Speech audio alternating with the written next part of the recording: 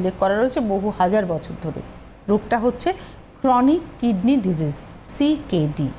এই রোগটা এখন আমরা প্রায়শই শুনি অমুকের কিডনি নষ্ট হয়ে গেছে, তার কিডনি নষ্ট হয়ে গেছে, কিডনি ডিজিজ রয়েছে। কিন্তু এই রোগটা কি, এর মানে সিমটমস কি, এর ট্রিটমেন্ট কি, এই রোগটা থাকলে আমাদের কতটা ক্ষতি হতে পারে, প্রপার কেয়ার না করলে আমরা কতটা ক্ষতির সম্মুখীন হতে পারি, আসুন সবটা নিয়ে আলোচনা করব। অবশ্যই সঙ্গে আপনাদেরকে নিয়ে আপনারা টেলিফোন করবেন 6292242341, 6292242342। আপনাদের যে কোনো সমস্যা নিয়ে আপনারা ফোন করতে পারেন। তো আমি শুরুতেই ডক্টর রায়ের কাছে যাই যে এই সিকেডি বা ক্রনিক কিডনি ডিজিজটা কী? দেখুন, ক্রনিক কিডনি ডিজিজ যেখানে আমাদের কিডনির কিছু ফাংশান আছে, সেই ফাংশানগুলোর জন্য আমাদের জীবনটা ঠিক থাকে, সেখানে কি হচ্ছে যে কোনো কিছু অবস্ট্রাকশন আসে। এবার কিডনির আমাদের ফাংশানগুলো কি সেটা জানা খুব দরকার। কিডনির ফাংশন বলতে আমাদের বডিতে যে টক্সিন বা ব্লাডে এক্সট্রা ওয়াটার থাকে সেটাকে বের করে দেওয়া, প্লাস আমাদের বডিতে যে টক্সিনগুলো জমা হয় বা ওয়েস্ট প্রোডাক্টগুলো জমা হয় সেগুলোকে বের করে দেওয়া। মানে মূল কথাটা ছাঁকনির মতো কাজ করে আমাদের কিডনি। তখন যখন একটা সময় কিছু কারণের জন্য ওই ছাঁকনিটা প্রপারলি কাজ না করতে পারে, তখনই কিন্তু সিকেডির সমস্যাটা আসে।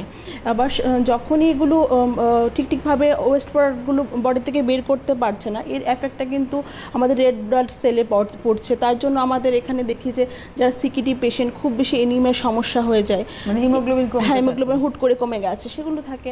আর যে অবস্ট্রাকশনটা হয়, মানে যে এই প্রপারলি আমাদের কিডনি ফাংশন করছে না, তার কারণটা যেটা হলো সেটা হলো যে আজকাল মেন যে দুটো কারণকে টার্গেট করা হচ্ছে সেটা হলো হাইপারটেনশন আর ডায়াবেটিস। মানে এই দুটো যদি কারণ একসাথে থাকে তাহলেও কি তার হতে পারে? অবশ্যই হওয়ার চান্সেসটা অনেকটা হাই, কারণ সিঙ্গেল যখন কারো হাইপারটেনসিভ হচ্ছে বা ডায়াবেটিস হচ্ছে ওখানে চান্সেসটা অনেক বেশি। আর দুটো রোগ যখন ভুগছে, একটা আনকন্ট্রোল অবস্থায় থাকছে, তখন কিন্তু অবশ্যই এর চান্সেসটা অনেক বেশি বেড়ে যায়। তার সঙ্গে যদি কিডনিতে কোনো স্টোন থাকে বা আমাদের ইউরিনটা যেখানে পাস হচ্ছে সেখানে যদি প্রপারলি পাস না হতে পারে, অবস্ট্রাকশন থাকে, সে স্টোন হতে পারে বা প্রোস্টেটটা বেড়ে গেল, সেই কারণগুলো যখন থাকে তখন কিন্তু সিকেডি হওয়ার চান্সেসটা অনেক বেশি বেড়ে যায়। আমার এটা প্রশ্ন হচ্ছে এইটা কেন হয়, মানে এই যে অবস্ট্রাকলস আসছে বা কিডনিতে ডিজিজটা হবে, মানে এর পিছনে অন্য কোনো হাইপারটেনশন এবং ডায়াবেটিস একটা কারণ, এর বাইরে কি আর কোনো কারণ আছে কিডনির ডিজিজের ক্ষেত্রে? মানে আমাদের খাওয়া দাওয়া, আহার বিহারের কোনো সমস্যা আছে যেটা অন্য রোগের ক্ষেত্রে আপনারা বলে থাকেন? দেখুন, অবশ্যই আছে। কারণ এই যে এখন কেন আপনি শুরুতে যেটা বললেন না যে এখন অনেক বেশি বেড়ে গেছে, কেন কি না আমাদের লাইফস্টাইলে একটা ব্যাপার রয়েছে। কারণ দেখতে হবে যে কারণটা রয়েছে ডায়াবেটিস, এর হওয়ার কারণটা কিন্তু আমাদের লাইফস্টাইল যখন হ্যাম্পার হচ্ছে তখনই আমাদের ডায়াবেটিসটা হচ্ছে।